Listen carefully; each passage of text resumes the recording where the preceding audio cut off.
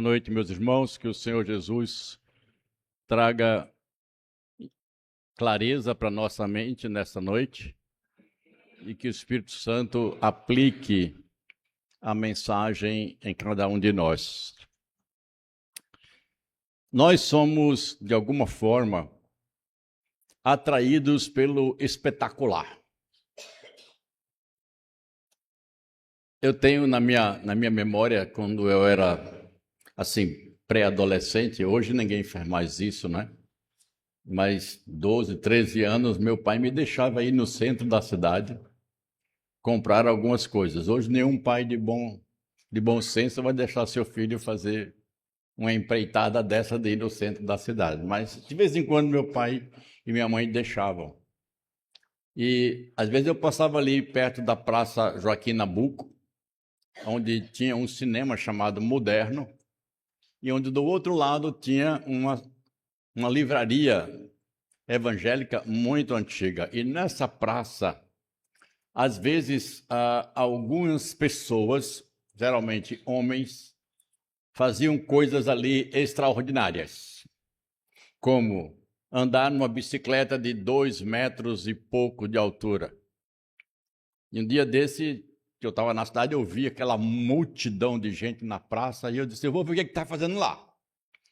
E quando eu cheguei lá, estava esse homem, com essa bicicleta bem alta, com a rodinha só embaixo andando, e ele dizendo, olha, se vocês botarem dinheiro aí embaixo, eu vou pegar o dinheiro de cima da bicicleta. Queridos, eram 2 metros e tanto para onde ele estava sentado.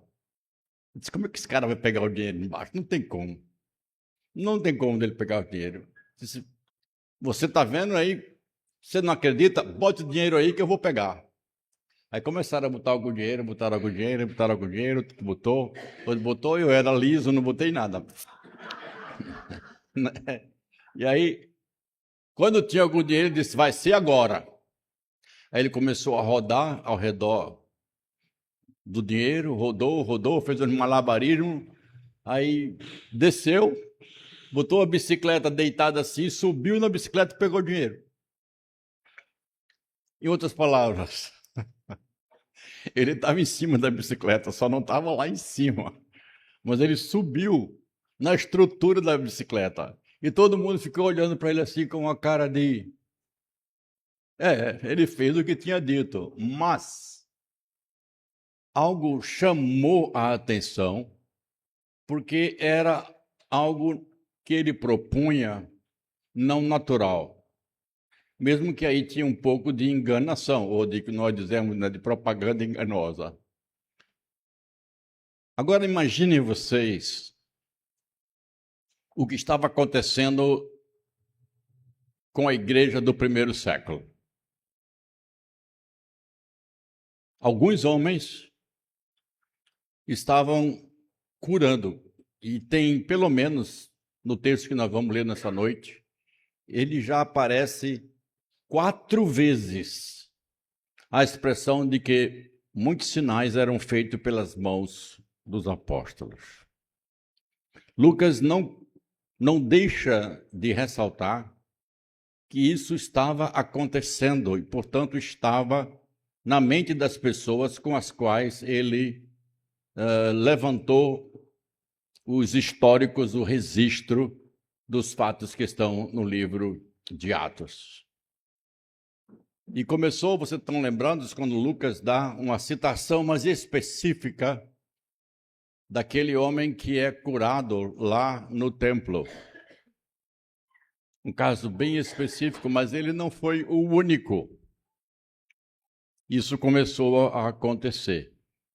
E nessa noite, nesse texto, ele é interessante porque Lucas vai um pouco mais e vai nos dar algumas orientações e notar que essas manifestações sobrenaturais do poder de Deus, elas estavam ligadas ou conectadas a um propósito maior. Então vamos ver nossas Bíblias em Atos capítulo 5, versículo de 12 a 16.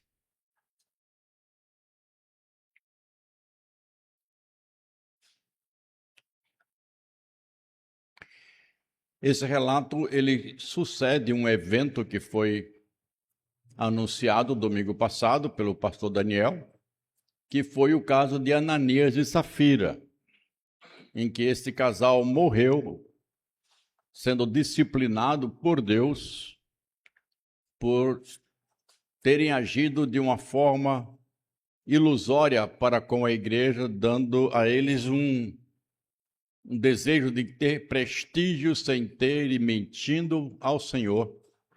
Houve uma disciplina de Deus ali naquele lugar muito severa. No versículo 12 diz assim: muitos sinais e prodígios eram feitos entre o povo pelas mãos dos apóstolos. Essa é a expressão que se repete.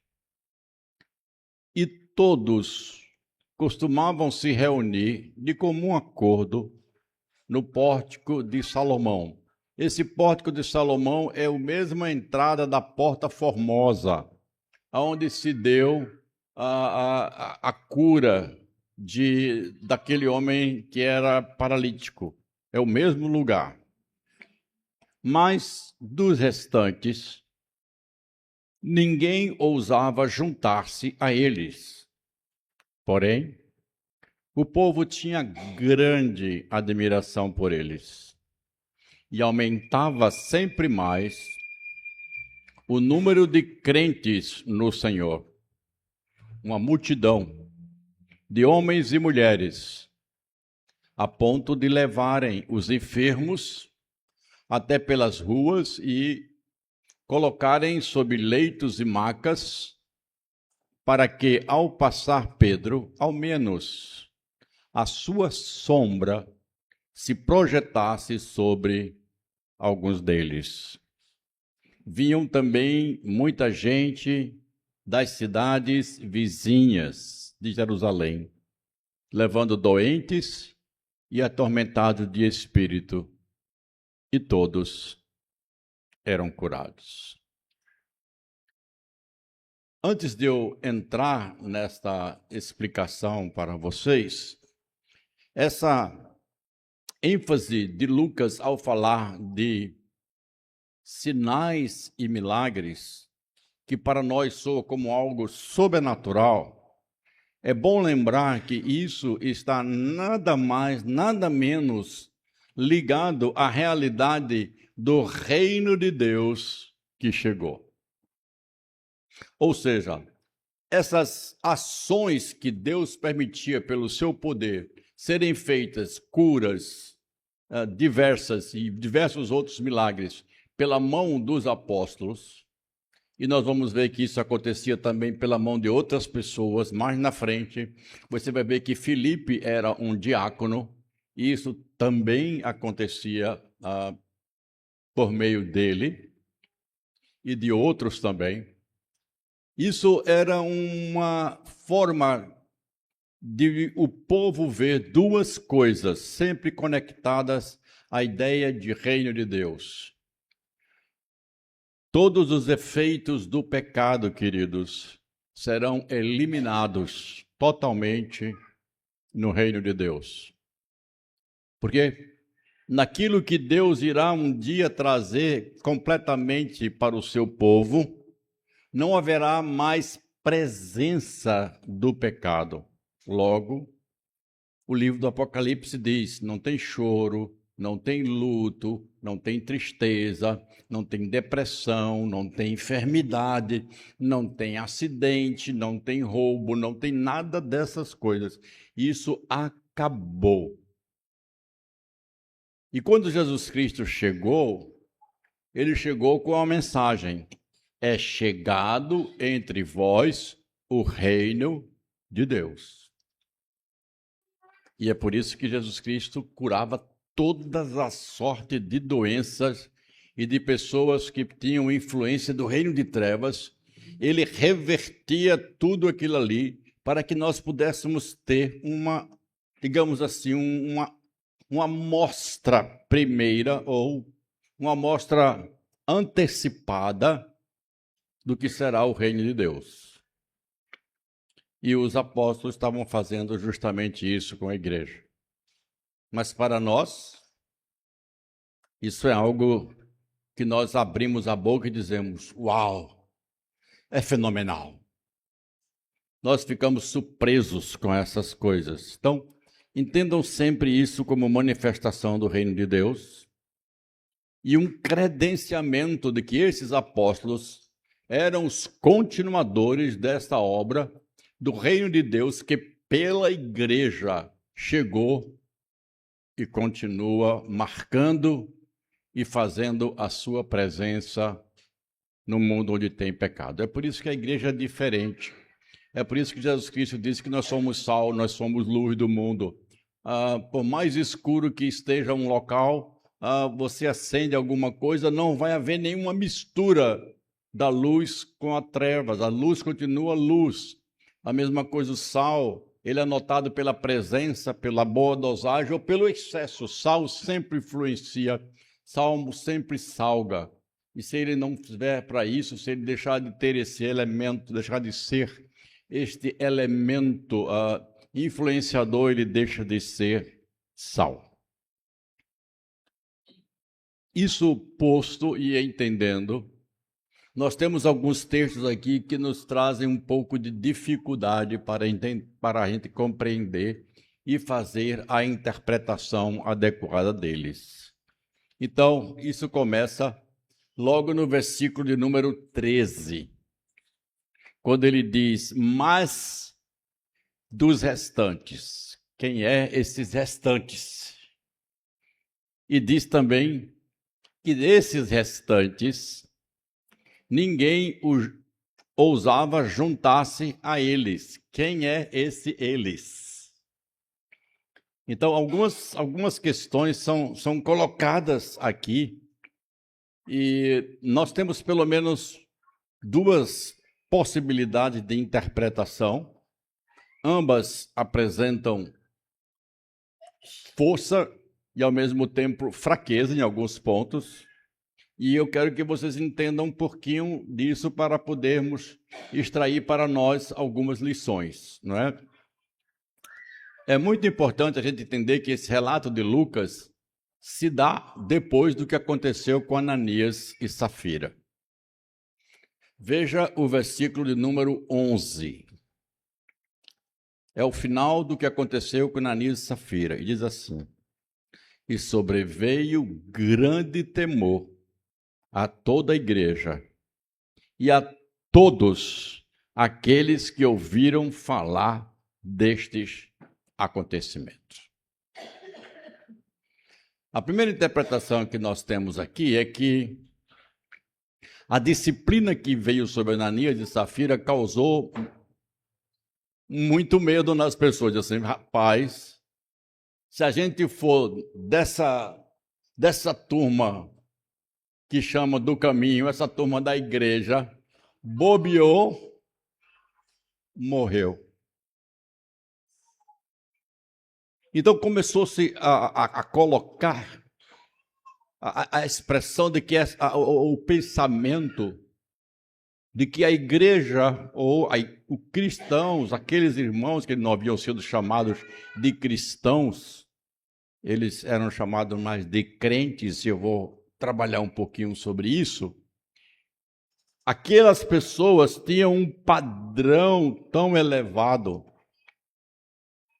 que quem não era do meio deles tomou conhecimento do que aconteceu, passou a dizer: é muito bonito, eles fazem as coisas muito certinhas, mas eu não entro nisso.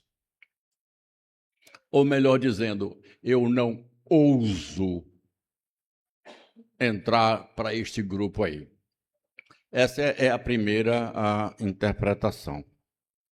A segunda interpretação também está ligado ao que aconteceu no versículo 11. Todas as duas interpretações fazem a conexão com o evento de Ananias e Safira. Só que aqui ele diz que esses restantes são pessoas da própria igreja. E eles aqui são os apóstolos. E o restante deles, ninguém ousava dizer e se juntar aos apóstolos para dizer que eles eram pessoas que tinham as autoridades, pelo menos parecidas com eles. Isso nos leva a crer que é uma interpretação mais aceitável pelo seguinte: quando você lê o versículo 14 e diz, e aumentavam sempre mais o número dos crentes no Senhor Jesus. Ora, se eu interpreto esse restantes como aquelas pessoas não cristãs e que não queriam se envolver com a igreja, como é que tem um número de crentes aumentando cada vez mais, que Lucas diz que era uma multidão de homens e mulheres? Então, torna-se muito fraco nesse aspecto. Mas, tanto um quanto o outro, nós podemos entender que por trás de tudo isso estava a ação do reino de Deus. Estava a ação do próprio Deus, demonstrando a pureza da sua igreja.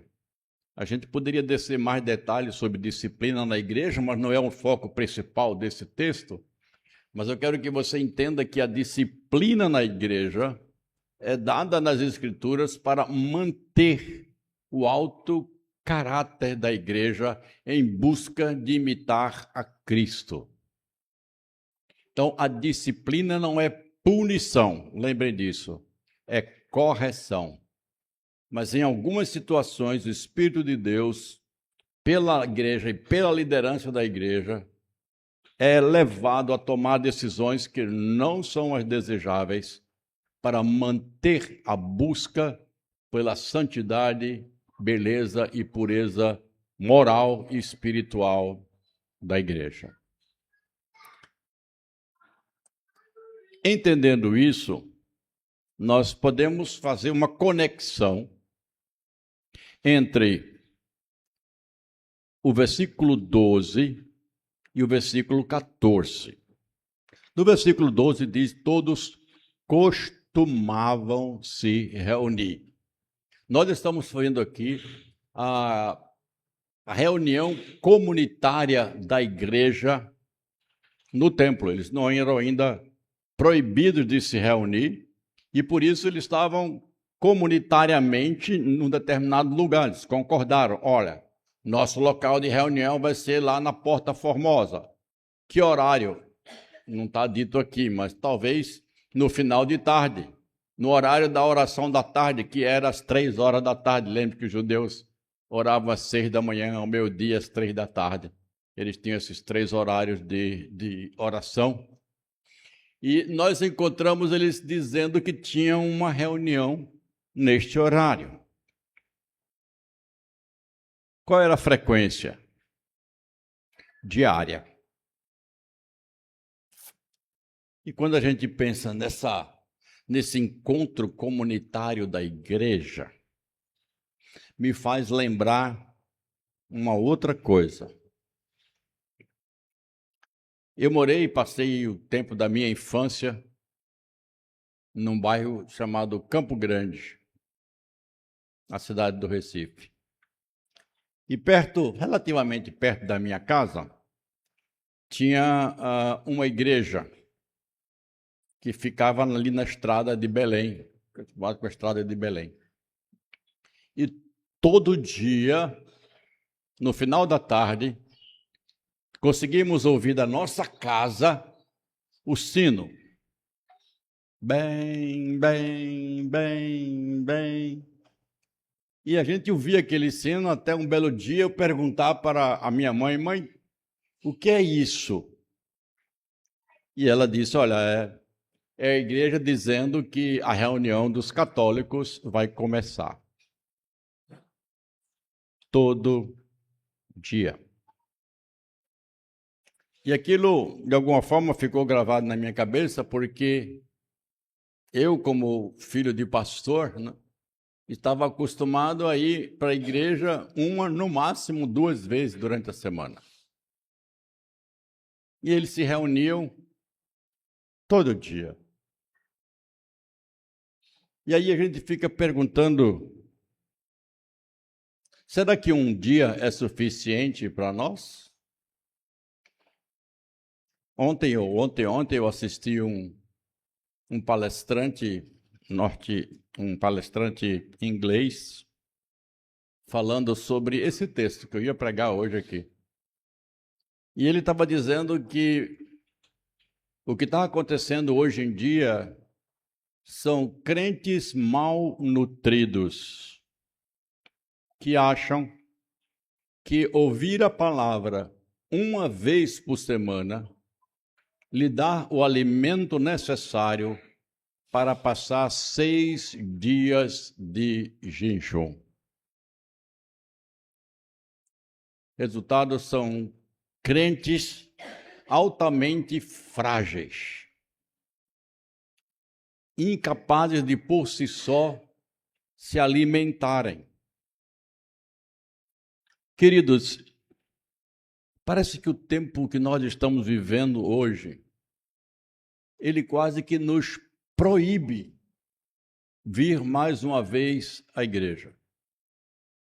Parece que diz para nós que quem fica vindo 1 ou 2 vezes para a igreja está mais para formiga de igreja do que para crente. Quase que fanatismo. O texto diz: todos costumavam se reunir de comum acordo. Eu não vou advogar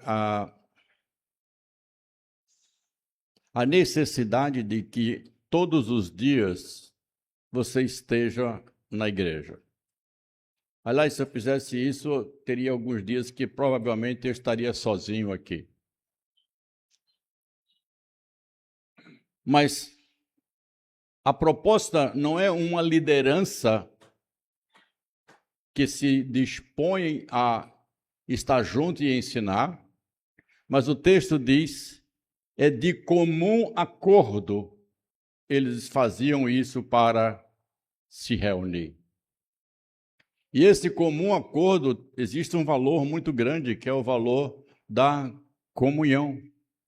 E no caso aqui, eles se reuniam num ponto em que todos viam a presença deles, e isso era um fator muito importante para a igreja na época, que não era uma igreja que pregava a mesma coisa com os mesmos propósitos do que aquelas pessoas que iam no templo para, muitas vezes, fazer um sacrifício ao mesmo Deus Pai, mas nos moldes do Antigo Testamento. Nesse aspecto, irmãos, nós temos que entender que há um valor que pode e deve ser amplamente abraçado coletivamente por nós: a reunião do povo de Deus. Mas não devemos entender que do que você se alimenta nesse único dia seja suficiente para a sua vida espiritual. Você precisa de mais.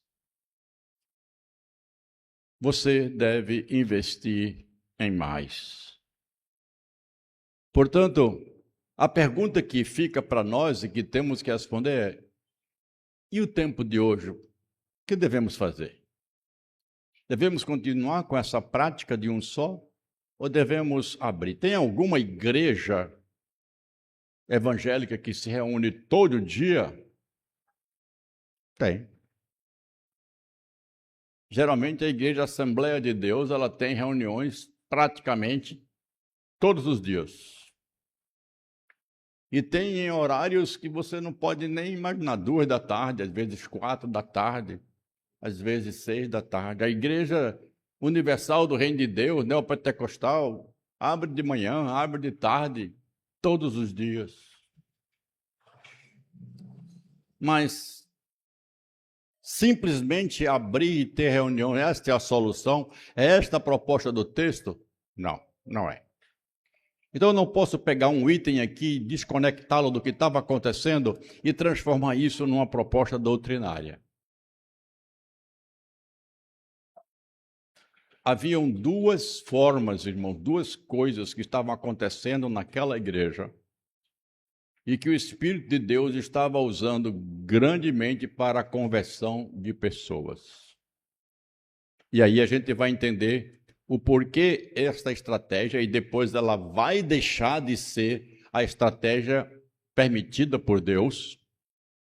A igreja vai ser expulsa de Jerusalém, eles vão ser proibidos de estarem no templo, e eles não vão poder mais se reunir como eles se reuniam dessa forma daqui, todos os dias, comumente. No versículo 14, aí é a conexão que eu vou fazer agora, diz que aumentava sempre o número dos crentes no Senhor. Essa é a expressão que designava aqueles a quem o Espírito de Deus havia tocado no coração, crentes. E o que significa essa expressão crentes no Senhor?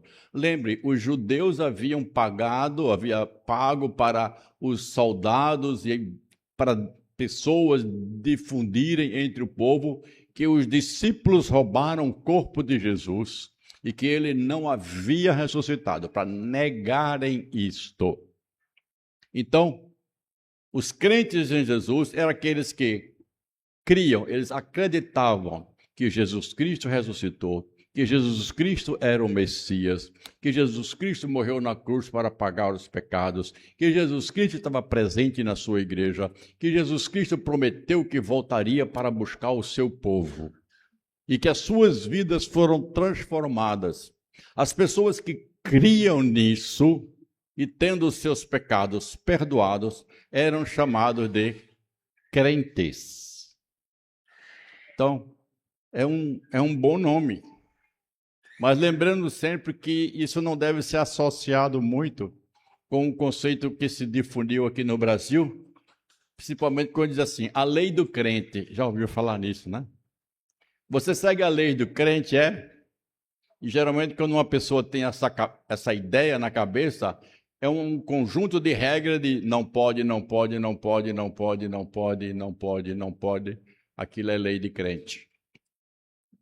Nós sabemos que tem algumas coisas que realmente nós não podemos, aliás, podemos, mas não devemos. Mas não é isso que nos caracteriza como crentes. E o texto diz, no Senhor Jesus. Aumentava sempre mais o número de crentes no Senhor Jesus. Como? Como esse número aumentava? Este sempre traduz uma verdade muito gostosa para nós. E aqui um princípio que precisa ser aplicado. E você vai entender por que eles se reuniam todo dia no templo também. Há duas formas, talvez as principais delas, ou não vou chamar de forma, vamos chamar de características da evangelização. A primeira delas nós chamamos de evangelização de confronto. A evangelização de confronto é aquela que você vai pregar o evangelho para uma pessoa que você não sabe se ela está aberta para você e você não sabe se ela também está aberta para o evangelho. Hoje pela manhã, um grupo de membros da nossa igreja esteve evangelizando aqui na rua atrás. E eu li o relato de alguns de vocês que colocaram lá. E eu ouvi um relato lá que dizia que teve a casa número tal que não nos recebeu. Ponto. Eu não, é isso que acontece quando a gente vai pregar o evangelho para quem eu não sei quem é. Nós chamamos isso de evangelização de confronto. É claro que essa evangelização exige um pouco de treinamento para saber como se comportar diante dessas situações. E há um outro tipo, um outro aspecto, característica que a evangelização também pode ser praticada, que é através da amizade. Note, o texto diz, no final do versículo 13, porém o povo tinha o quê? Grande admiração por eles. Ou seja, aquelas pessoas, elas, de alguma forma, elas criaram um momento dentro da comunidade de Jerusalém que fazia com que as pessoas de Jerusalém olhassem para os crentes não como um grupo chato, não como um grupo que incomoda, mas num grupo que a gente admira. E esse número crescer desta maneira, isso ocorria por causa dessas duas coisas. Porque a igreja se reunia todo dia no templo e conversavam com todo mundo que ia para ali e quem de alguma forma se aproximavam deles. Uma expressão que eu costumo usar quando eu estou falando de evangelização é que a gente precisa ser como fio elétrico desencapado. Encostou, Diácono Humberto diz de imediato, leva choque. Então, nós devemos ser como fio elétrico desencapado. Encostou, nós fazemos alguma coisa para comunicar o evangelho. Isso estava acontecendo com a igreja de Jerusalém. Eles não estavam ali no templo fechadinhos como um grupinho, reunidos entre eles, louvando entre eles, bendizendo a palavra de Deus entre eles, se regozijando com Cristo entre eles e pronto. Não.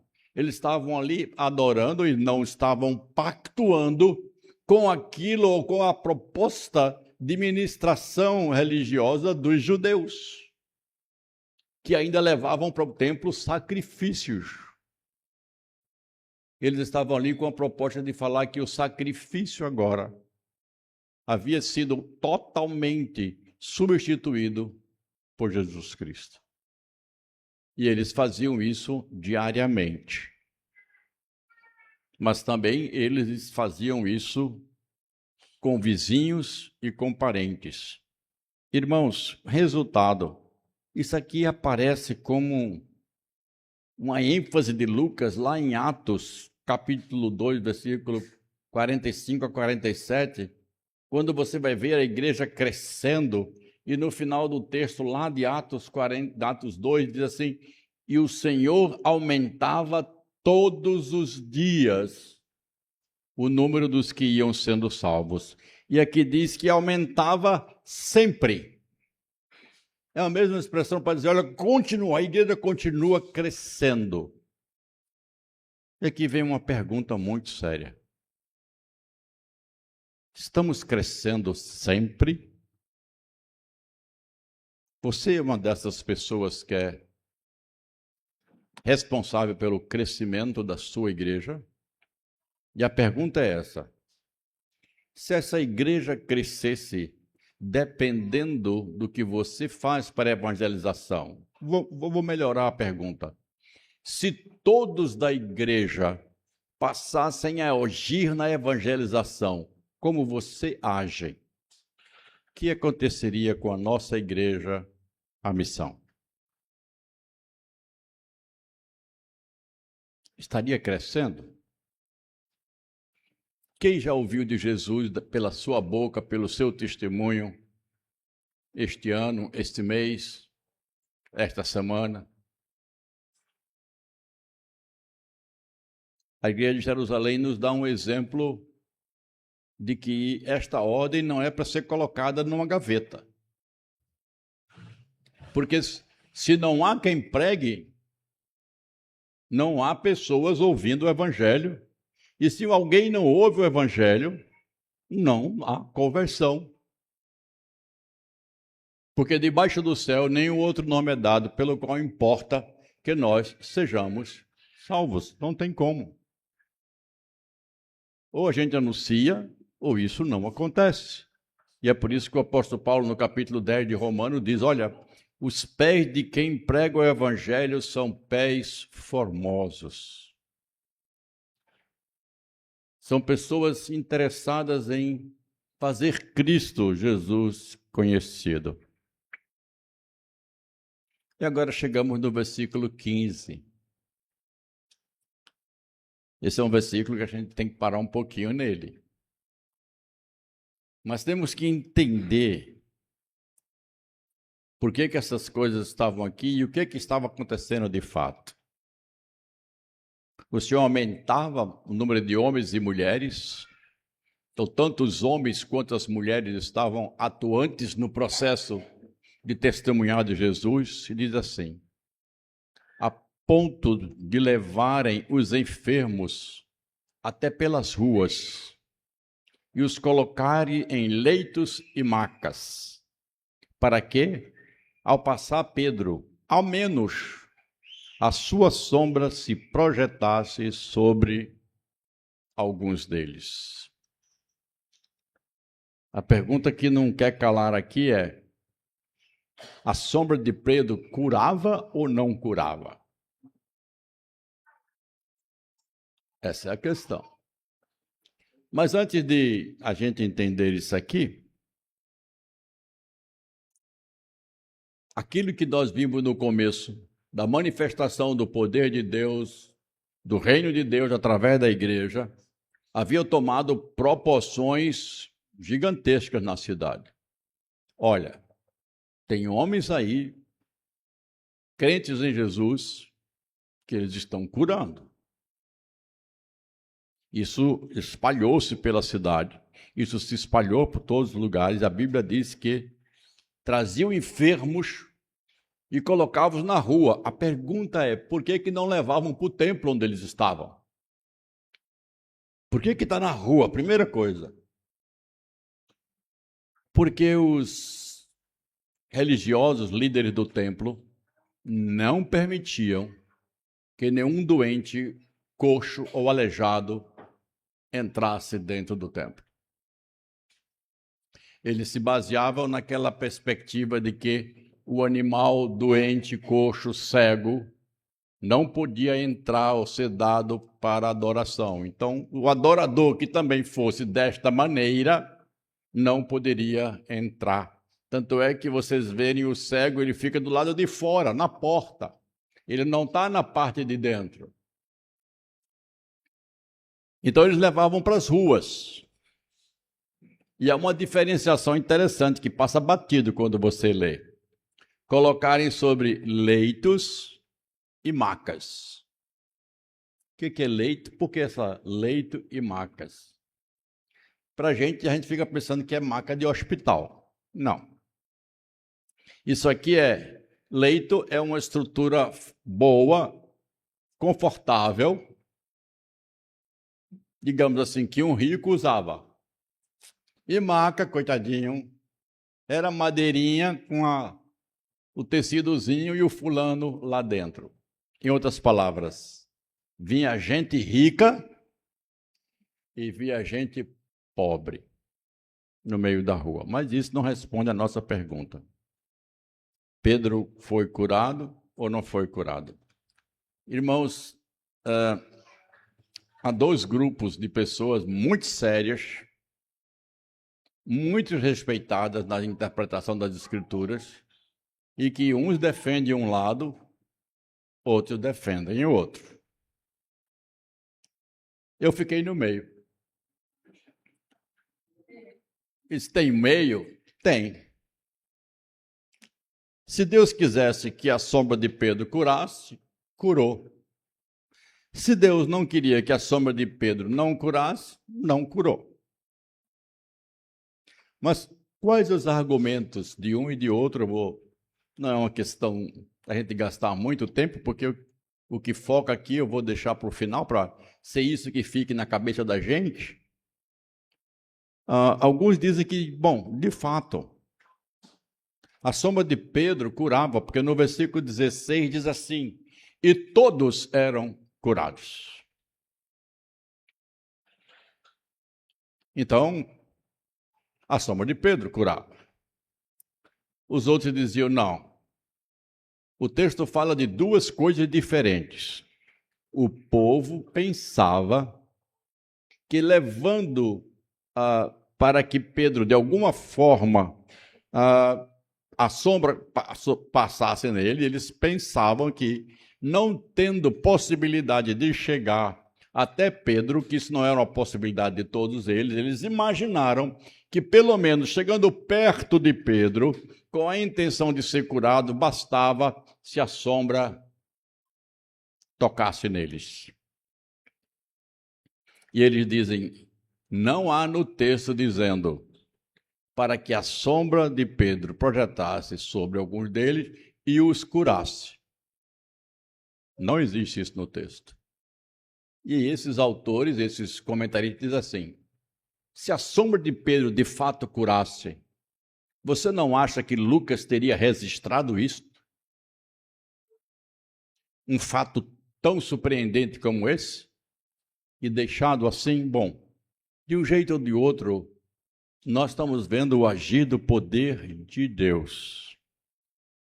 E aqui é que está, meus irmãos, o ponto alto para nós podermos entendermos esse texto e trazermos algumas coisas para nós.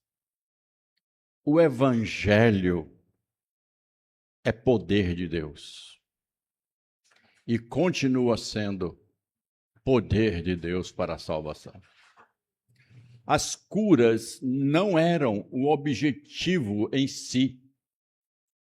Aquelas curas eram para manifestar o poder de Jesus através dos apóstolos, porque todos os sinais eram feitos em nome de Jesus Cristo. Portanto, é uma fase única na história da igreja onde a manifestação do poder de Deus é tão enfática que jamais poderia ser negada. Fazemos isso em nome de Jesus. E as pessoas estavam vendo o que em nome de Jesus era feito, ou os sinais eram manifestados. E as pessoas estavam vendo que o poder de Deus estava não apenas nos atos dos apóstolos, mas na palavra dos apóstolos. Eles não apenas curavam, eles pregavam. O povo ouvia a palavra deles. E o versículo 16 diz, vinha também muita gente das cidades vizinhas de Jerusalém, levando doentes e atormentados por espíritos imundos. Aí sim, o texto diz, e todos eram curados. Parece-nos, irmãos, que essa manifestação tomou um vulto tão grande, que a evidência do Cristo vivo presente através da igreja foi a pregação que o povo e os principais dos sacerdotes não podiam negar. É como se Deus tivesse dado uma chancela, um carimbo. Pá! Vocês serão minhas testemunhas públicas, que eu ressuscitei, em meu nome, vocês vão fazer isso, e isso vai acontecer. Nunca,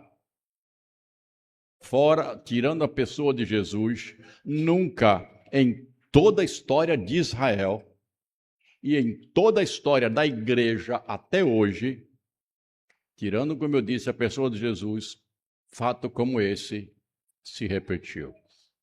Que fatos? Gente de todas as cidades vizinhas, doentes, atormentados de espírito, e aqui há uma diferenciação, doentes é com enfermidades no corpo, espíritos imundos é pessoas que estão sob a influência do reino de trevas, tanto uma quanto outra, todos eram curados. Autoridade. Irmãos queridos,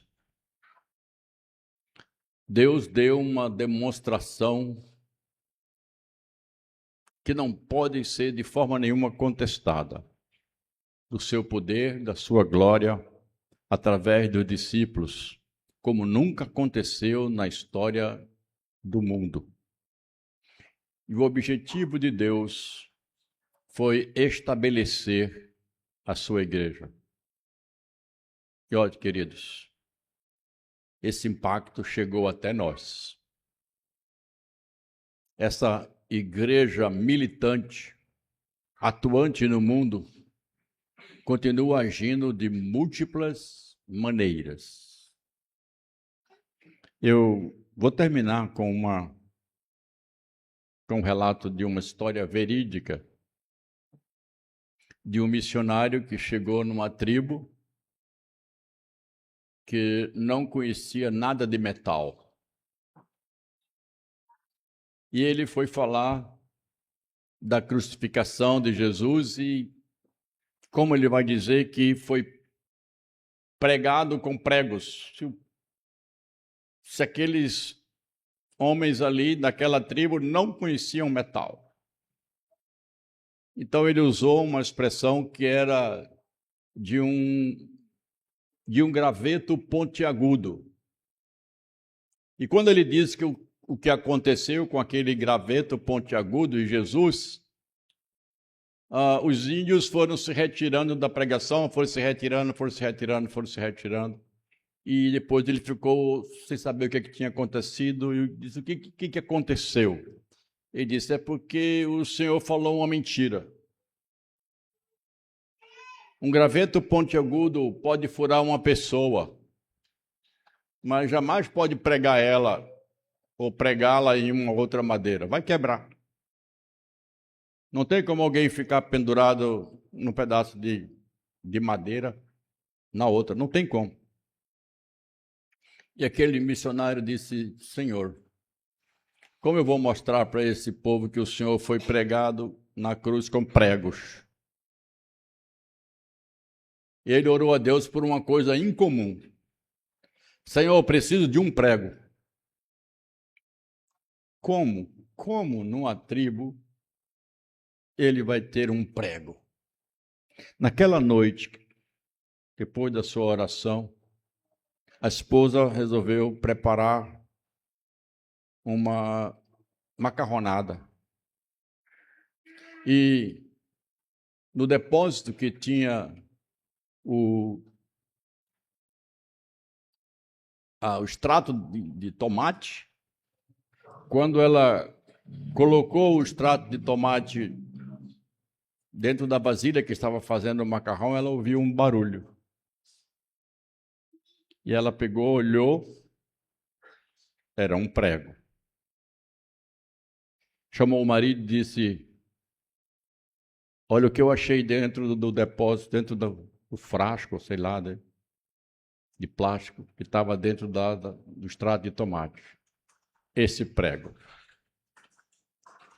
Tem duas formas de você imaginar que esse prego chegou lá, não é? A primeira é vapt-vupt. Deus fez o prego ali dentro e pronto, o prego apareceu. Essa é a primeira. A segunda, vamos lá. Houve um problema lá na fábrica e um prego caiu dentro de ou veio dentro de uma tomate, passou pelo controle de qualidade, passou por outras coisas, entrou na massa, depois entrou em uma garrafa, foi fechada. Essa garrafa caiu dentro de um determinado conjunto. Esse conjunto foi colocado numa caixa. Foi gerado milhares de caixas. Dessas milhares de caixas foram mandadas para um distribuidor grande que recebeu várias caixas. E essas caixas ele pegou várias delas e vendeu para vários supermercados. No supermercado ele botou várias caixas no estoque, abriu uma caixa e botou na prateleira. O encarregado da missão foi lá, comprou várias embalagens para mandar para os missionários, separou as embalagens, essa vai para fulano, essa vai para fulano, essa para fulano, e chegou a embalagem no fulano que tinha o prego e ele abre no dia que ele pediu. Pergunto, qual a probabilidade disso acontecer?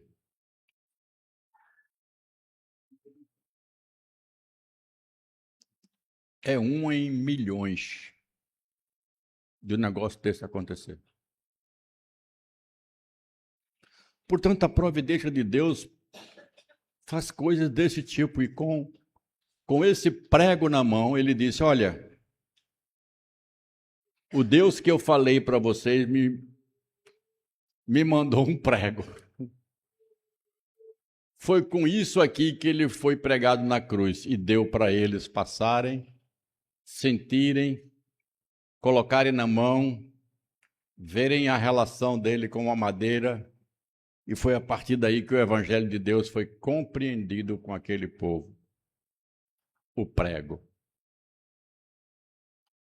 Não é isso manifestação do poder de Deus?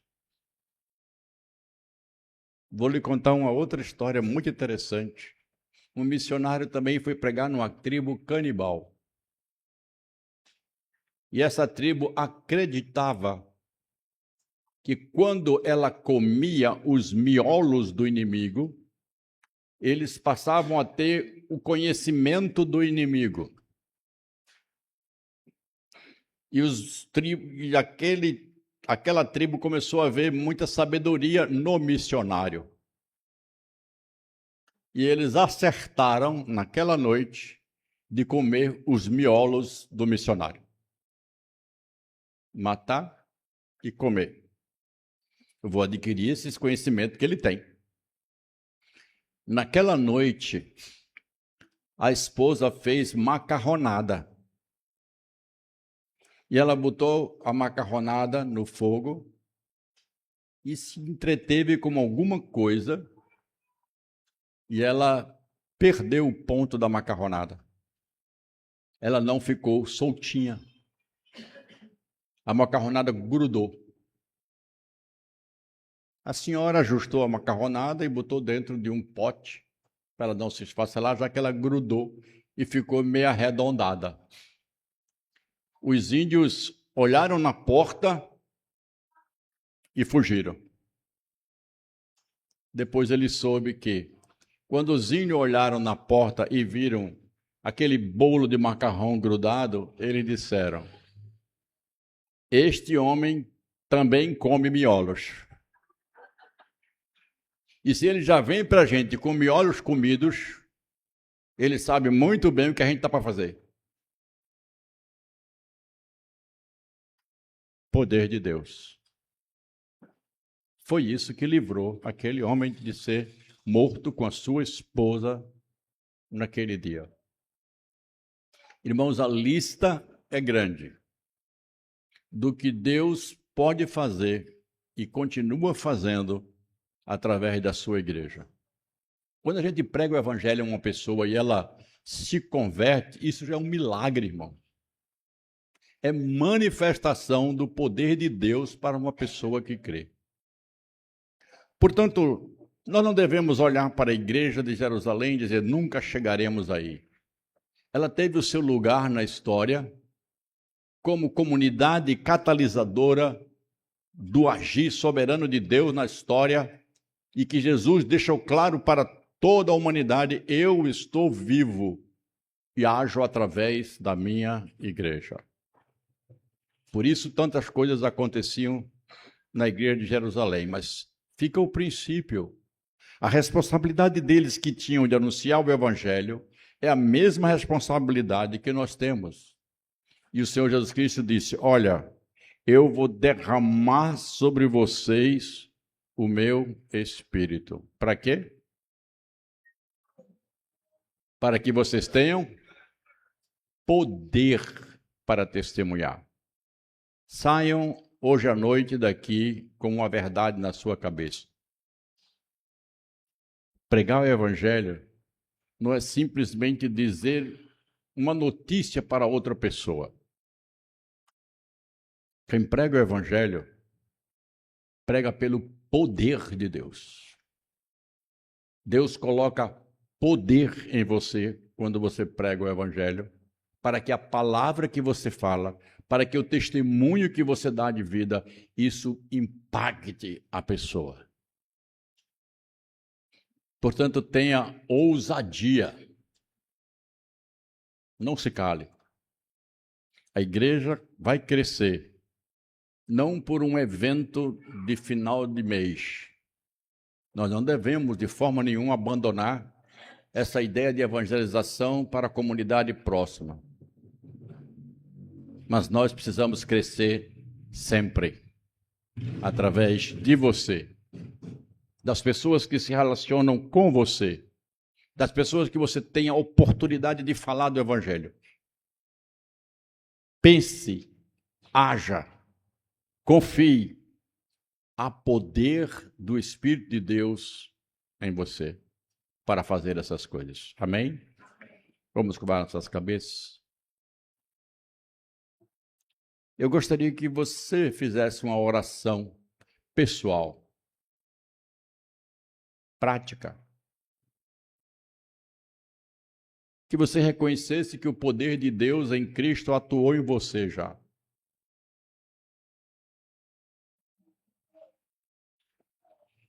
Assuma um compromisso diante de Deus. Senhor Deus, eu vou ser ousado, eu vou ser ousada. Me dá uma pessoa esta semana para eu falar de Jesus.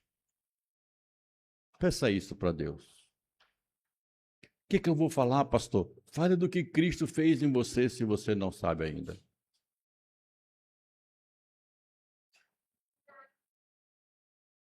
Crescer dia a dia implica numa igreja que evangeliza como estilo de vida.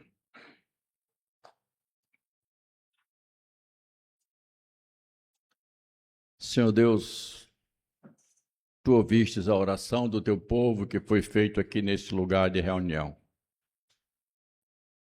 Nosso desejo é que a nossa comunhão se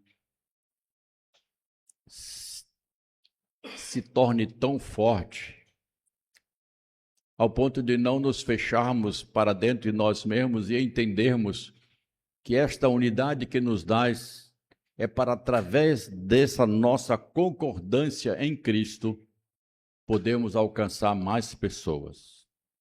O Senhor nos alimenta para sermos instrumento da Tua glória, Tua majestade e o Teu poder no mundo. Que o Senhor nos use para o louvor da Tua glória. Usa essa igreja, Senhor, faze-a crescer, em nome de Jesus. Amém.